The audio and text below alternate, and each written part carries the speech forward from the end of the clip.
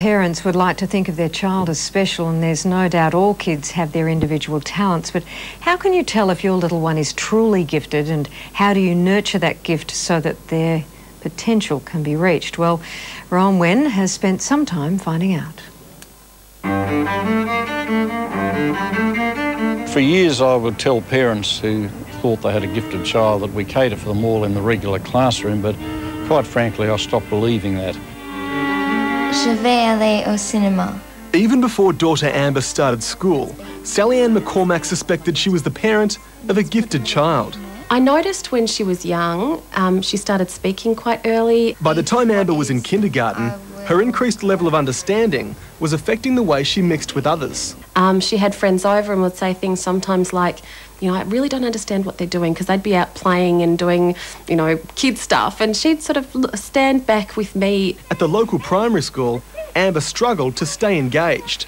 It was really frustrating because I knew I could do more, but there wasn't anything for me to do.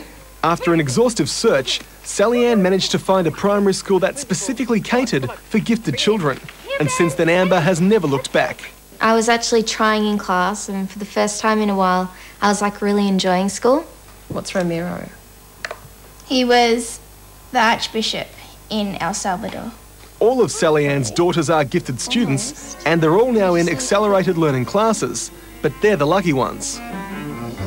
According to the government's own figures, 1 in 20 school children is gifted.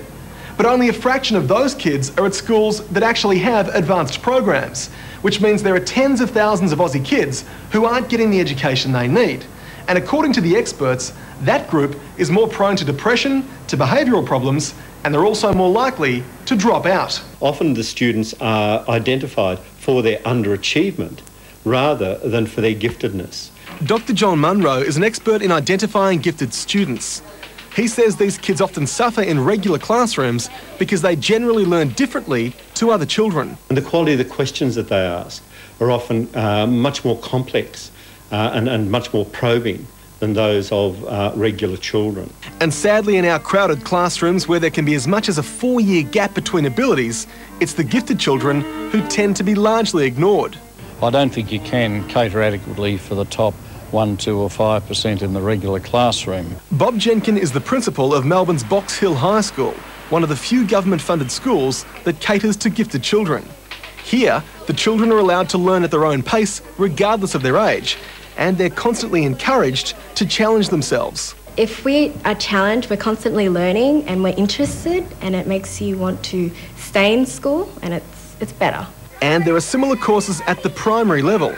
At Camelot Rise Primary School, students with higher abilities aren't forced to dumb down to fit in with the rest of the class, as Principal Joan Ferry explains. I guess it's in a family. 2 children don't always crawl at the same time. They don't do any of those things at the same time. So in schools, we need to recognise that everyone progresses at different rates. At the moment, the course focuses on maths, but students are keen to see it expanded further. If you're not gifted in maths, like, for example, Mozart, he was gifted in music.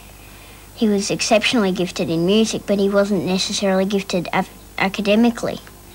So they should have it in music and things like that as well. So what should you look for if you suspect your child might be gifted? Well, psychologist Dr. Glenn Alsop says parents should look for a high level of reasoning and an unusually strong interest in a particular topic. Now, that doesn't mean that they're going off solving calculus. They may be just as interested in classifying all the cars that go past the house. Gifted children also tend to bore easily, they may be disruptive in classes, and they have a tendency towards depression. It's also quite common for them to try and dumb themselves down. They dumb down to become accepted by their friends, accepted by the group, accepted by teachers.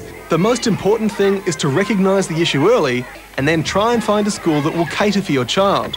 As Sally-Ann says, the search won't be easy, but it's worth the challenge. It's lovely having gifted children. There's trials and tribulations as well, certainly, but it's lots of fun too.